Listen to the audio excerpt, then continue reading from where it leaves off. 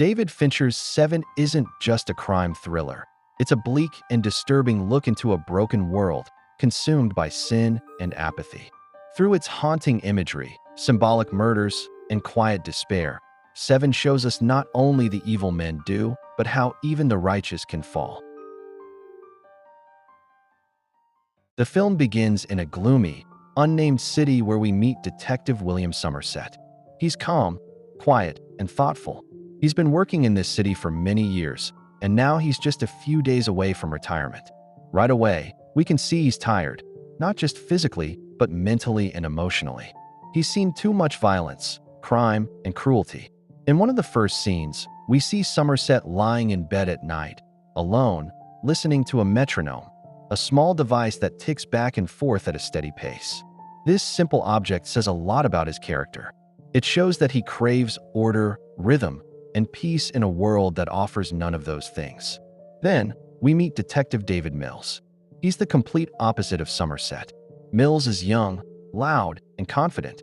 He was just transferred to this city, and he's eager to prove himself. Where Somerset is quiet and cautious, Mills is emotional and impatient. Where Somerset observes and thinks, Mills jumps in and reacts.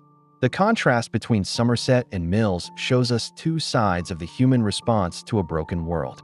One side, Somerset, uses logic and wisdom, trying to remain calm and thoughtful, even in chaos. The other side, Mills, runs on emotion, trying to fix things through action, even if he doesn't have all the answers. So right from the beginning, the movie gives us its emotional foundation.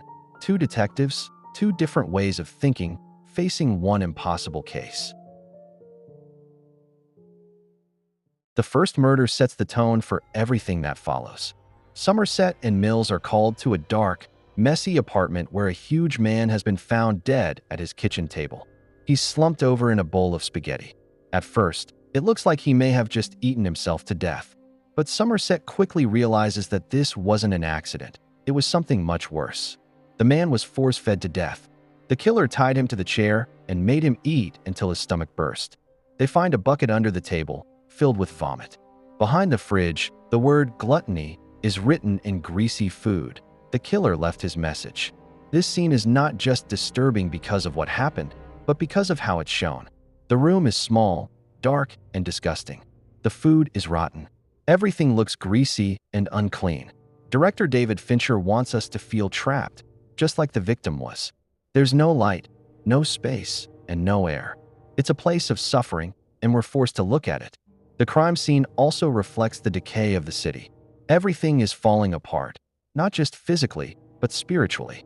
The filth and claustrophobia of the apartment mirror the sickness in the world these characters live in. The city itself is like a dying organism, and this murder is just one symptom.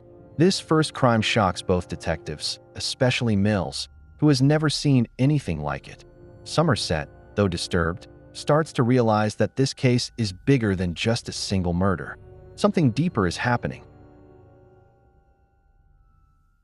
The second murder happens fast after the first. This time, the victim is a rich lawyer.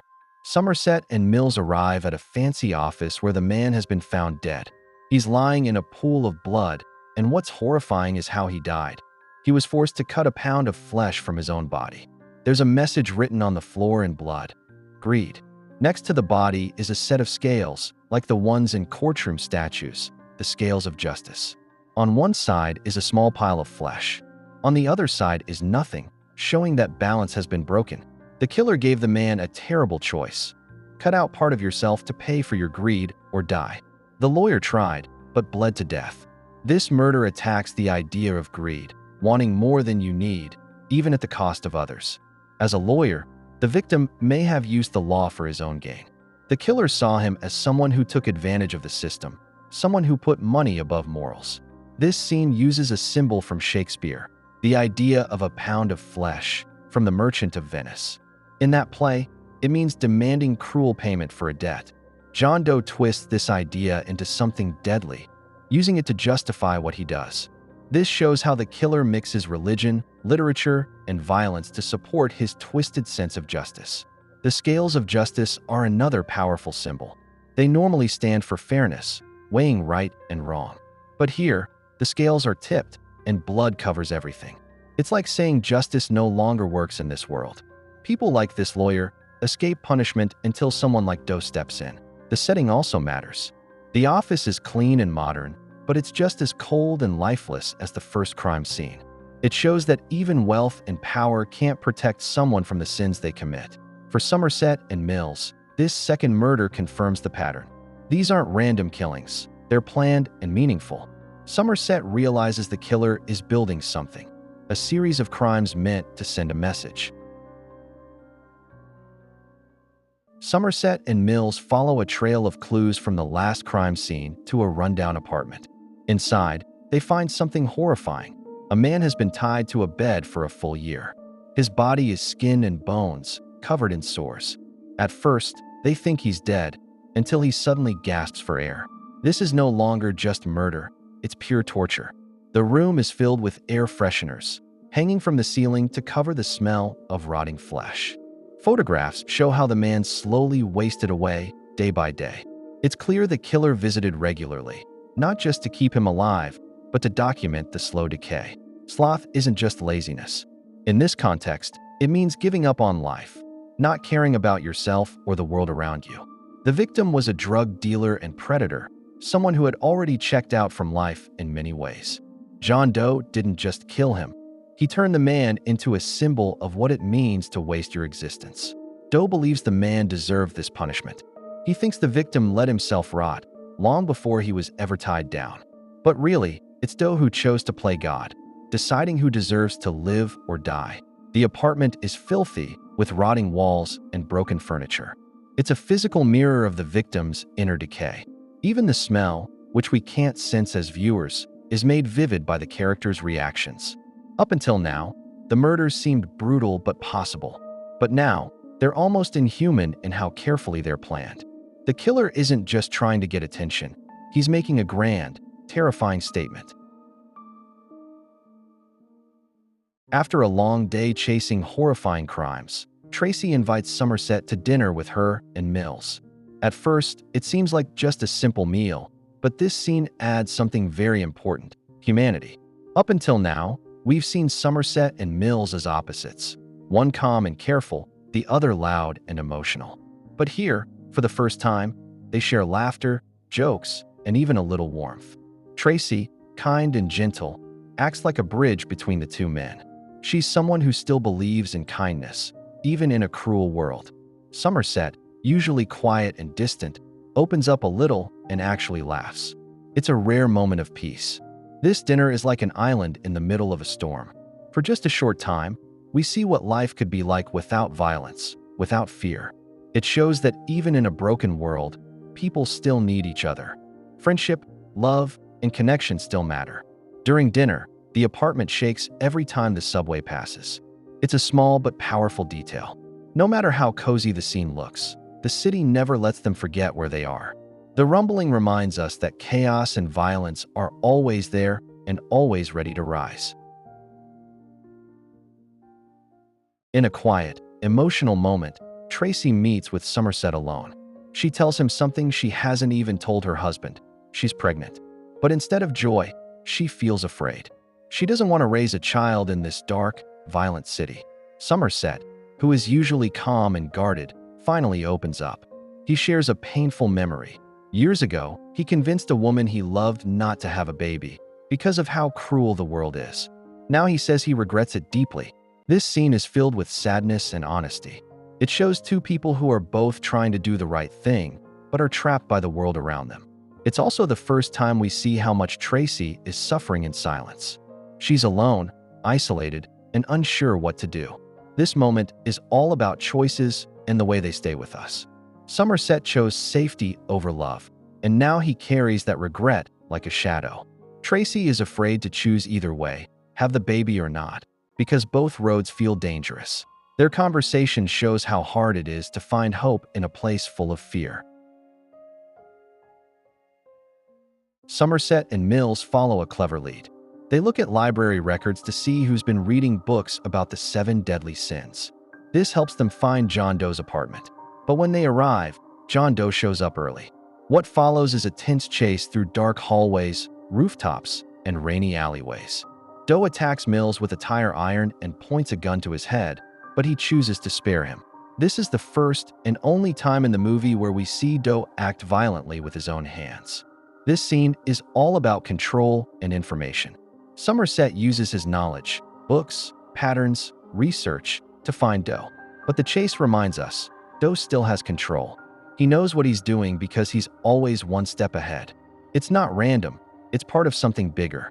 Inside John Doe's apartment, the detectives find hundreds of notebooks, each one filled with dark thoughts, careful writing, and pages of disturbing ideas.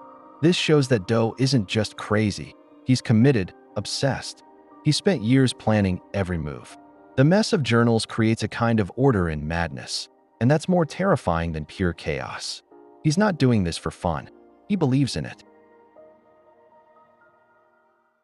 This is one of the most horrifying moments in the movie, not because of what we see, but because of what's left to our imagination. A prostitute has been found murdered in a brutal and inhuman way. A man was forced at gunpoint by John Doe to rape her with a custom-made metal strap-on. He's completely broken afterwards, screaming and crying in the interrogation room. This isn't just murder. It's psychological torture for both the victim and the man who was made to carry it out. This scene is about how power and fear can make people do awful things. Doe didn't commit the act himself. He used fear as a weapon, forcing someone else to do the killing. It's also about what fear can do to a person's mind. The man who was forced to commit the act is destroyed. His guilt, trauma, and fear are all-consuming. Doe's message is twisted. He believes people should be punished for sin, but he's also destroying innocent people to prove his point.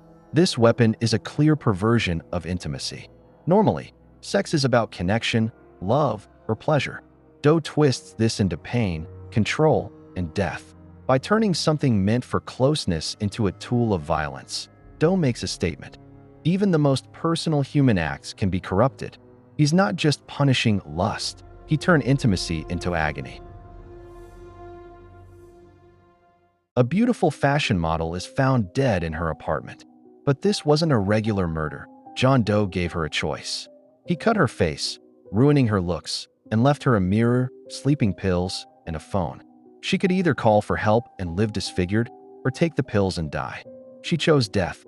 It's a quieter scene compared to the others, but it's just as powerful and tragic. This scene explores how much people tie their self-worth to their appearance. For this woman, her beauty wasn't just how she looked, it was who she was. It gave her value, status, and a career. John Doe saw this as pride. He believed she cared too much about how she looked, and punished her by making her choose between living without beauty or dying to protect it. The tragedy is that she couldn't imagine a life without being beautiful. That's how deep vanity or even society's pressure can go. In a shocking moment, the killer, John Doe, walks into the police station. His shirt is soaked in blood, and he calmly says, "I'm the one you're looking for." He says there are still 2 more victims, and he'll only tell them where the bodies are if Mills and Somerset drive him there. He's in control, and he knows it. This scene flips the power. All throughout the film, the detectives were chasing Doe, now he's leading them. He knows what they'll do. He knows how they'll react.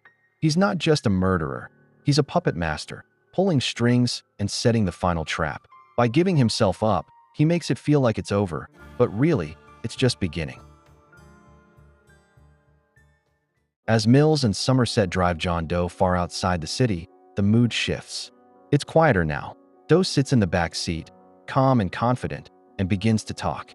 He explains his actions, not to apologize, but to justify them. He says that the world is full of sin, gluttony, greed, pride, lust, and no one seems to care anymore. He believes he's doing something important. He sees himself as a messenger, not a monster. He admits he envies Mills, his life, wife, and his happiness. For the first time, he shows a bit of human emotion. Not rage, not superiority, just envy. This is where Doe lays out his twisted worldview. He believes society has failed, that people are selfish, lazy, and blind. He's not just killing for fun. He thinks he's teaching a lesson, forcing the world to see how broken it is. The desert is wide, dry, and empty. It's the complete opposite of the dark, dirty city we've seen until now. It's like a blank stage, ready for the final act of Do's plan. The desert makes everything feel isolated and exposed, which matches the emotional tension building between the three men. They arrive in the desert. The sky is clear and the ground is dry. It feels almost peaceful.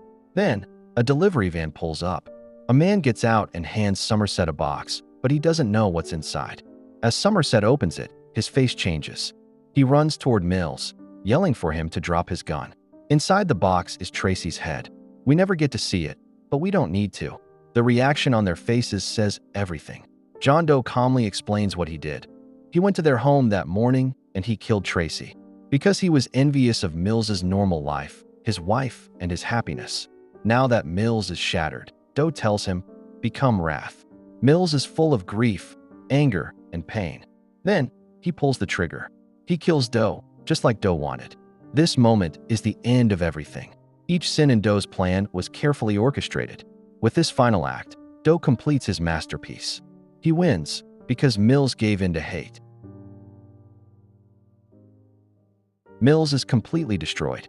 He's lost everything: his wife, his unborn child, and his peace. Somerset watches quietly, and he speaks to the police captain, who asks what he'll do next. Somerset simply says, "I'll be around." This matters because at the start of the film, Somerset was tired and ready to retire. He wanted to escape the city's cruelty and chaos, but now he chooses to stay. The world Somerset lives in is dark. People are cruel, the city is rotting, and the justice system feels pointless. Yet, despite all that, he decides to keep fighting. The last lines come in a voiceover. Somerset quotes writer Ernest Hemingway, "The world is a fine place and worth fighting for." I agree with the second part. He won't give up because someone needs to care. Se7en is not a movie with a happy ending. It doesn't offer comfort. The ending is sad and dark. Mills is broken and Doe got what he wanted. But Somerset's small decision, to be around, is a tiny spark of hope. Make sure to like and subscribe if you enjoyed this video, and I will see you in the next one.